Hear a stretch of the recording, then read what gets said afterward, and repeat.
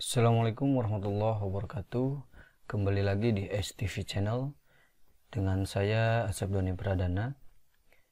Materi yang akan kita bahas kali ini adalah mengenai basis data di kelas 11 RPL. Submateri yang pertama dari basis data kelas 11 RPL ini adalah mengenai struktur hierarki dari basis data. Struktur hierarki dari basis data itu konsepnya seperti ini, di mana basis data itu mempunyai konsep basis data yang terdiri dari apa itu basis data, kemudian manfaat dari basis data untuk apa, operasi basis data, kemudian persyaratan basis data, sistem basis data, serta komponen dari sistem basis data. Kemudian hierarki basis datanya itu ada bit, ada byte, ada field, ada record, ada file, dan ada database. Nah, ini yang akan kita bahas mengenai struktur hierarki basis data. Sebelum kita lanjut ke materinya, maka kita harus tahu terlebih dahulu apa sih yang disebut dengan basis data. Gambarannya adalah basis data itu yang biasa dikenal dengan nama database. Itu kita bisa bayangkan bahwa database itu adalah sebuah lemari arsip. Terbayang sebuah lemari arsip? Nah, di dalam lemari arsip, kita tentu akan melakukan yang pertama memberi sampul, kemudian memberi nomor, menempatkan arsip tersebut menurut urutan tertentu.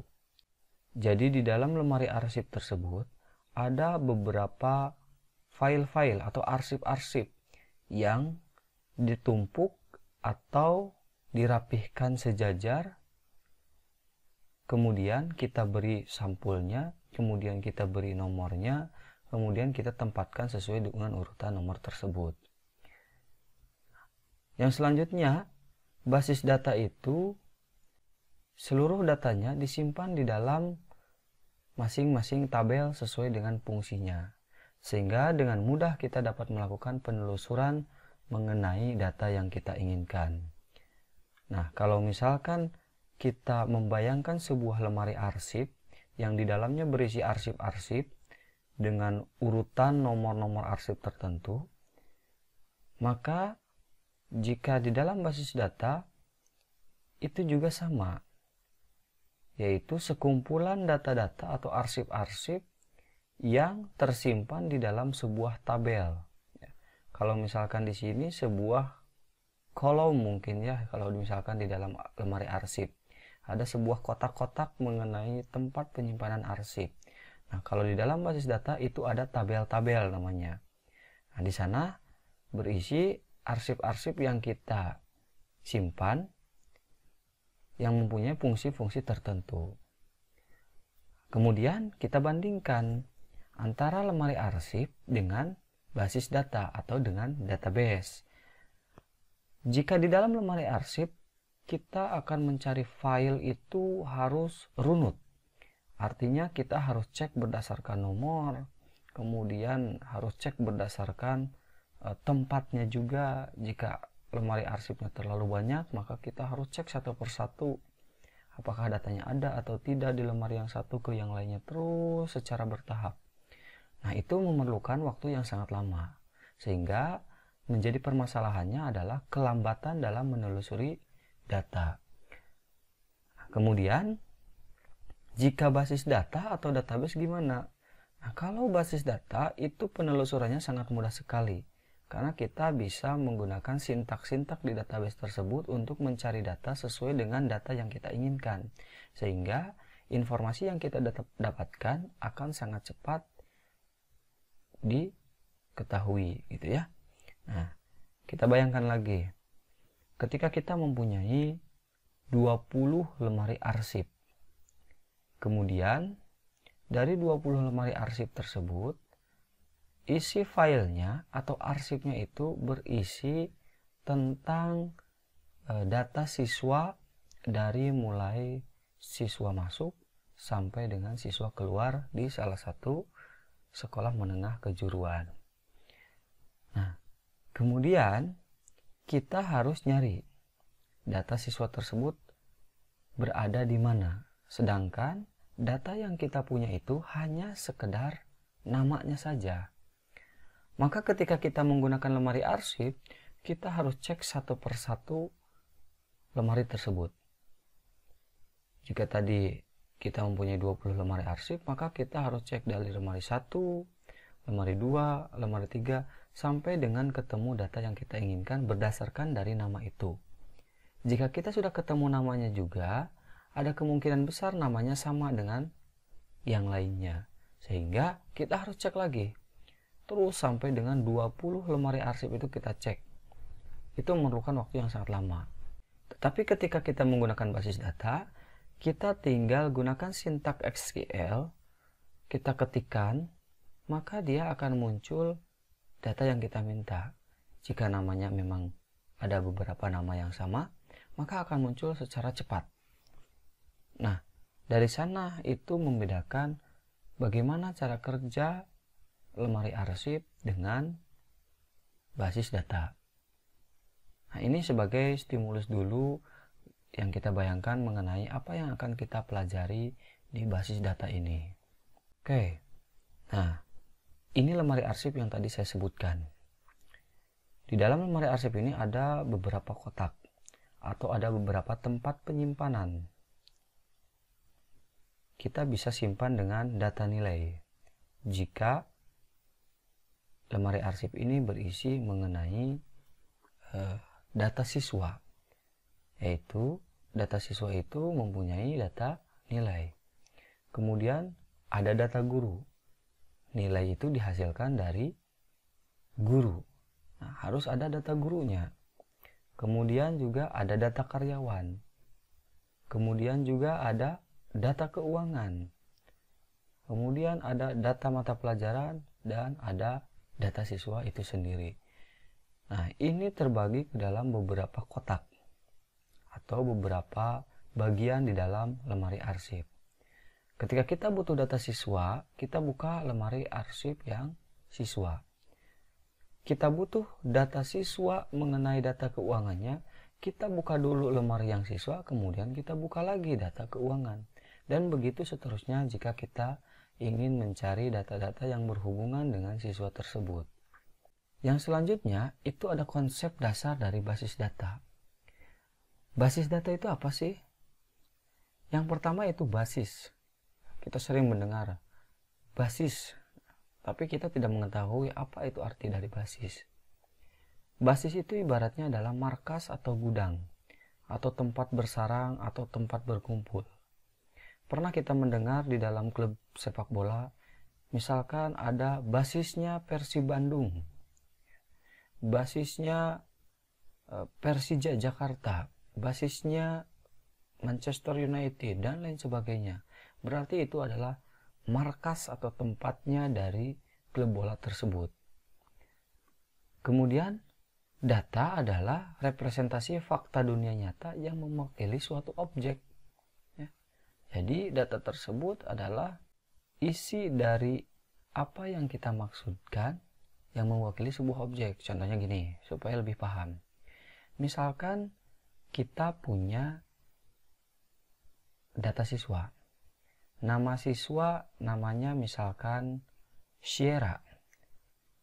Siswa Sierra tersebut mempunyai data-data seperti halnya jenis kelamin, tinggi badan, berat badan, warna kulit, kemudian tempat tanggal lahir, nama orang tua, dan lain sebagainya. Nah, itu merupakan data.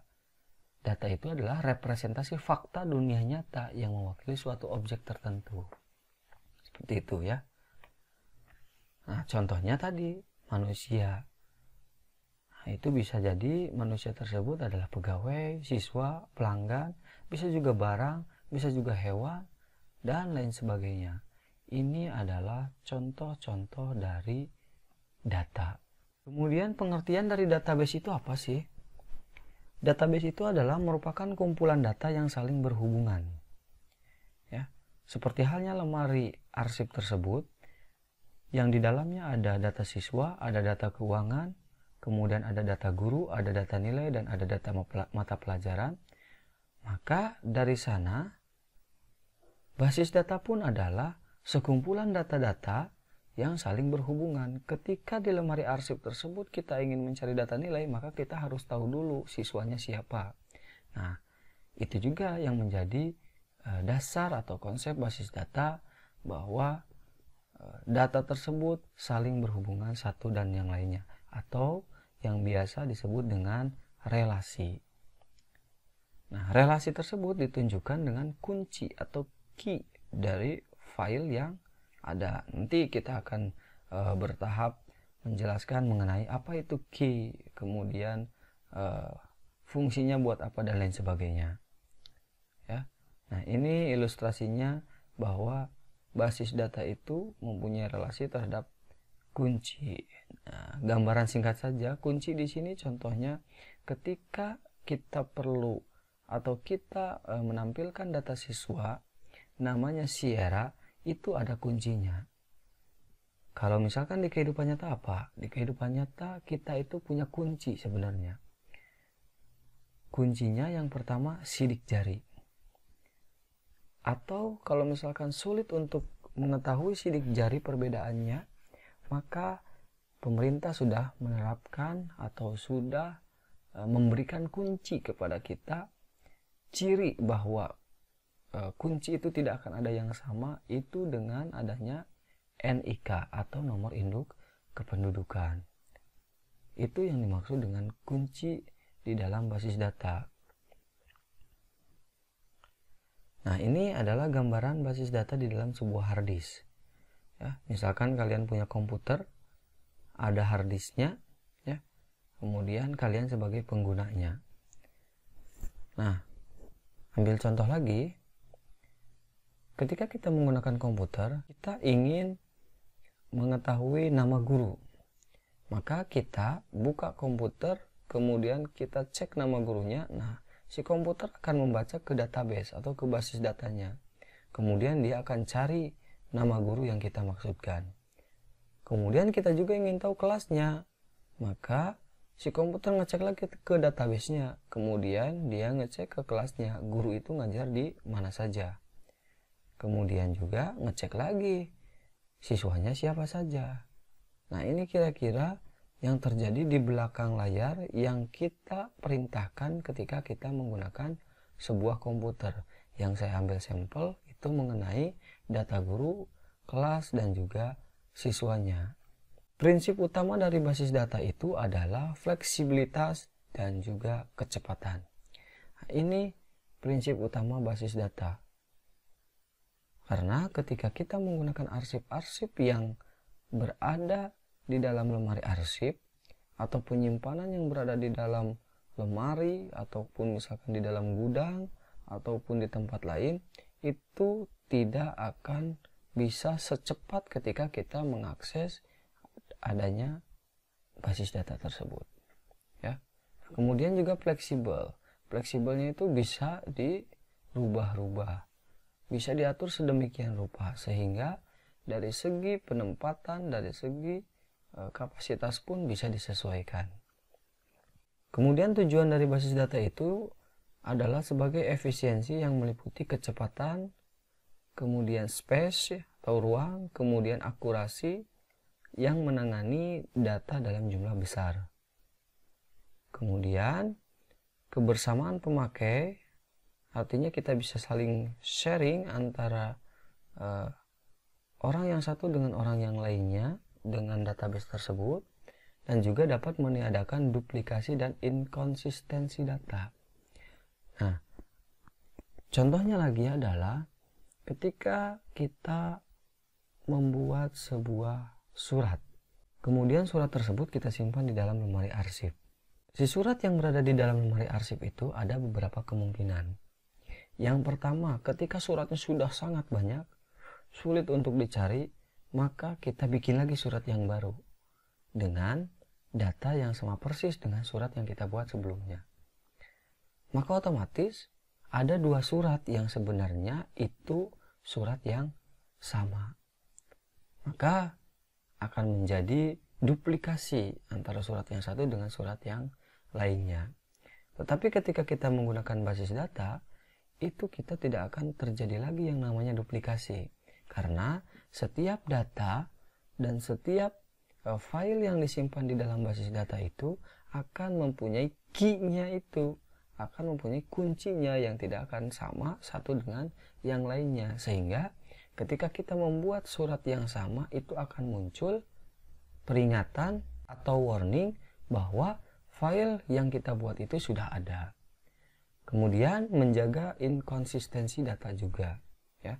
Nah, contoh ketika kita mengisi, ya, misalkan kita mengisi sebuah formulir, bahkan kita akan runut dari atas sampai bawah, tetapi ketika formulirnya banyak, itu pasti akan ada data yang tidak terisi oleh kita karena lupa atau misalkan terlewat, ya. Tetapi ketika menggunakan database atau basis data, maka isian yang harus kita masukkan tersebut akan runut dari atas ke bawah atau dari awal sampai akhir itu sampai dengan selesai, dan tidak akan ada yang terlewat seperti halnya kita mengisi formulir secara manual. Nah, contoh lain, misalkan nama yang tertulis di file siswa itu adalah moch, ya, nulisnya moch.toha. Nah, nama yang tertulis di file nilai namanya adalah moh.toha. Nah, ini namanya inkonsistensi data dan juga duplikasi data, ya. Ketika kita menulis atau mencantumkan nama siswa moh.toha tetapi nilainya moh.toha, secara manual itu akan lancar-lancar saja. Artinya ketika kita menulis di dalam sebuah kertas atau catatan moch.toha dengan moh.toha, itu bisa kita tulis dengan baik dan benar tanpa ada yang salah, ya. Tetapi ketika kita menggunakan database, ini tidak akan mungkin terjadi, karena ketika kita memasukkan nama moch.toha, di file nilai pun akan sama, isinya adalah moch.toha, ya. Jadi tidak akan terjadi inkonsistensi data ataupun duplikasi data. Terima kasih. Itu yang bisa saya sampaikan di pertemuan yang kedua mengenai struktur hierarki basis data. Sebenarnya materi basis data ini untuk bagian hierarki basis data itu masih ada, ya. Kita akan bagi beberapa pertemuan sehingga nanti apa yang saya sampaikan itu bisa kalian mengerti dan pahami dengan baik. Jangan lupa ketika ada pertanyaan atau memang dirasa penjelasannya kurang dimengerti, maka silakan kalian post di kolom komentar di channel ini. Selain daripada itu, jangan lupa untuk di share ke teman-teman yang lainnya. Kemudian juga jangan lupa untuk di subscribe dan dinyalakan tombol lonceng di channelnya, sehingga kalian akan mengetahui updatean video-video terbaru dari STV Channel. Mudah-mudahan video ini bermanfaat buat kalian. Sampai jumpa di pertemuan selanjutnya, masih seputar struktur hierarki basis data. Wassalamualaikum warahmatullahi wabarakatuh.